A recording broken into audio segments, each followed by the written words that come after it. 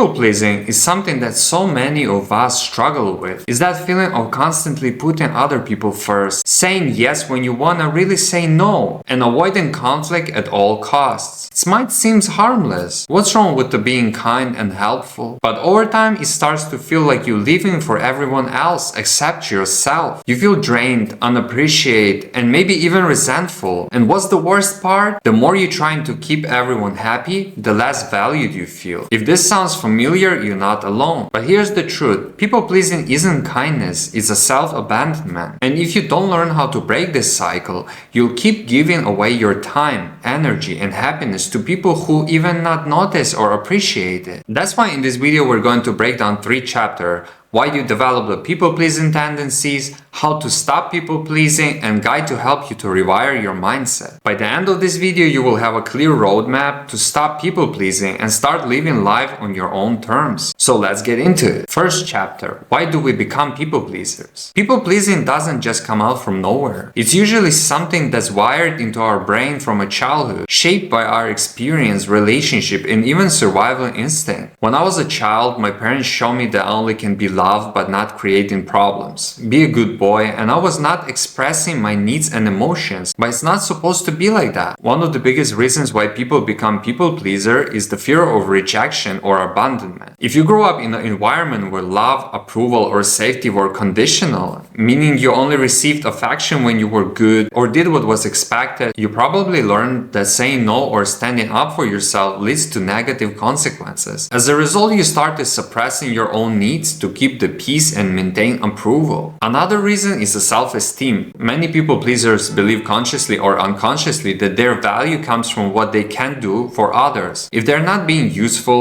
accommodated, or agreeable, they fear they're gonna be seen as unworthy or unlovable. People pleasing can be a coping mechanism for avoiding conflict. If you grow up in a home where disagreement turned into explosive fights, or where expressing your opinions led to criticism, you might have learned that safest way to exist or avoid confrontation at all costs, even if it means sacrificing your own happiness. But the problem with this is over time you start losing your sense of identity. You become so focused on meeting others' expectations that you forget what you actually want. And the more you push your needs aside, the harder it becomes to stand up for yourself. Chapter 2, how to stop people pleasing. The first step what you can do with people pleasing behavior is recognizing that your needs are just as important as anyone else. You are not selfish for setting boundaries. You are not a bad person for saying no, and you are not responsible for managing everyone else's emotions. When you stand up for yourself, when you say no, you show yourself and others self-respect. This is the act of self-love. When you're choosing yourself over other people, when you're doing that, your self-worth and your self-respect grow. People pleasers often have an automatic reflex to say yes without even thinking. The next time someone asks you for something, practice pausing and saying, "Let me think about it. I'll get back to you." That gives you a time to check within yourself and ask, do I actually want to do this? Do I have the time and energy for do this? Can I commit to this? If the answer is no,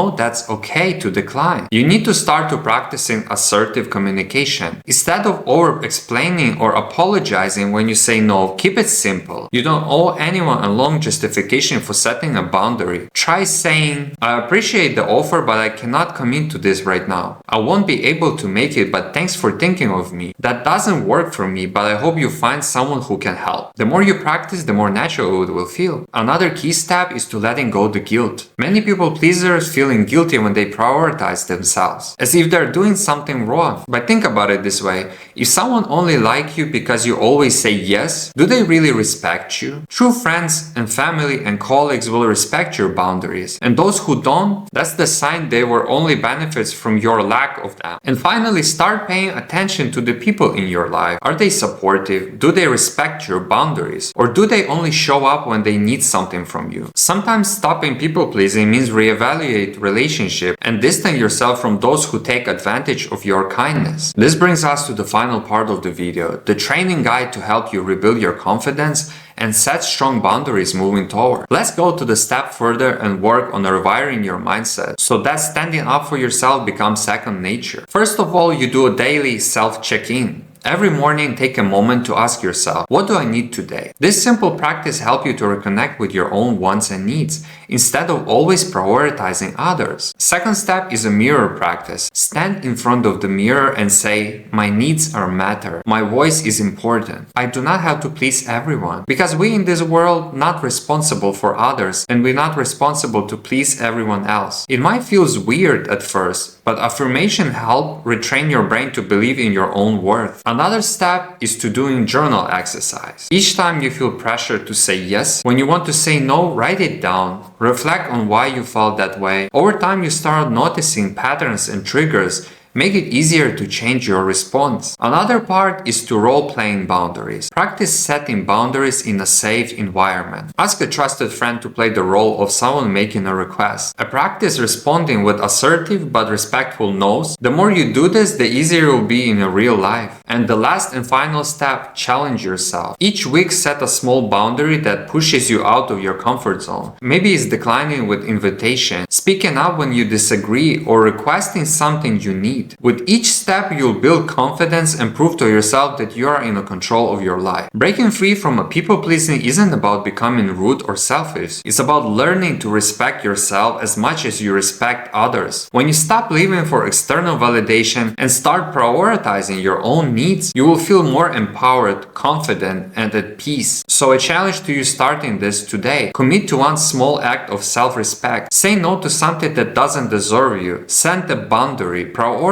your needs. Because the moment you stop seeking approval from everyone else, you gain the most important approval of all, your own. If you found this video helpful, make sure to like, comment, and subscribe. For more content on self-growth and confidence, let me know in the comments what one boundary you're going to set this week. I'd like to hear them. Thanks for watching this, and I'll see you in the next one.